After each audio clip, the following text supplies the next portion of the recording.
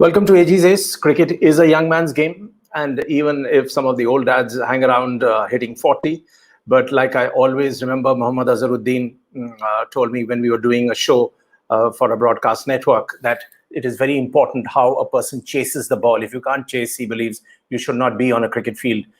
Having said that, let's talk about Shubman Gill, a young buck, a terrific talent who really made his presence felt in Australia. How brilliantly he played there, was one of the main architects who was responsible for India's victory in Australia, and particularly under the stewardship of Ajinkya Rahane. But as he has come back to India and the way he's playing in the IPL, things are not really going right for him. Let's take a look at some of the reasons why this is happening and what could be the reason. So first of all, if you remember Gill with his defined 91, he had set a platform for India's surprise win over Australia in the fourth and final test in Brisbane. And that gave a Rahane-led team a 2-1 win in the four-match series of the Border Gavaskar Trophy. And that was such a fantastic time for Shubman Gill. But with KKR, his performance has been below par for various reasons. So they say that when it comes to batting is about how you transfer the weight, being still when playing a shot. And at the top level, it is very important to be strong on the back foot, but still have the ability to play the ball right under your eyes and still be able to transfer weight. Not everyone can do that, but that's why they say that Test cricket checks out and weeds out a lot of the lesser talent. And that's why it is such an important part of cricket. When it comes to the shorter format, it has been seen that Gill has some problems with weight transfer, and that could be costing him quite a bit. So the important point is that will the team management continue to back Shubman Gill, or will they drop or demote Gill for Rahul Tripathi or Sunil Narine? KKR has so far had a pretty rough time in IPL 2021. It has played 6 matches in the season, managed to win only 2. So just 2 out of 6. And if they want to qualify for the playoff, they have to do something as soon as possible. They had a rough time even last year, if you remember, when Dinesh Karthik was replaced by Eoin Morgan. Kolkata also have Karun Nair and Sheldon Jackson in their squad for the opening slot. Sunil Gavaskar had suggested a new opening pair for KKR after Shubman Gill's continued failure. And he said that Nitish Rana has been batting at number 3. He's been pretty successful. So if Rahul Tripathi can open the batting, which he used to do earlier on for the other franchises, maybe that's the way to go for him.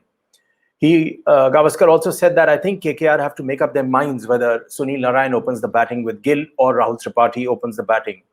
With Shubman Gill also struggling, maybe there's a case for Tripathi to open with Sunil Narine.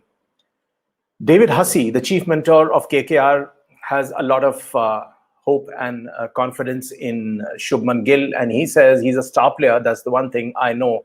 He took the test match arena by storm in Australia. He's very specific in the way he works nets. He's got a great work ethic and is a rhythmic kid. All I can say is that the form will come and go, but class is always permanent, says David Hussey. David even goes on to make the prediction that watch out for Shubman in this tournament. And as things warm up, he'll be one of the highest scorers. So we'll have to wait and see for that. But I'm concerned.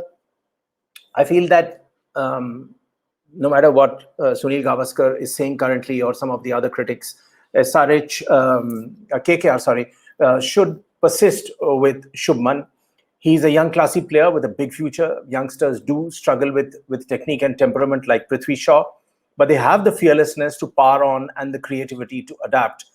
Quick references to Prithvi, the way he took on Shivam Mavi in the first over in his previous match and hammered him for 6 consecutive fours. Now that is Prithvi Shaw. Ever since Shubman catapulted big time into the world scene in Australia, the arc lights have been on him quite a bit, and that could be taking its own toll, so which requires some temperamental adjustment. He needs to adjust mentally and necessarily change his technique to a certain extent, going by the weight transfer issue that he's been facing.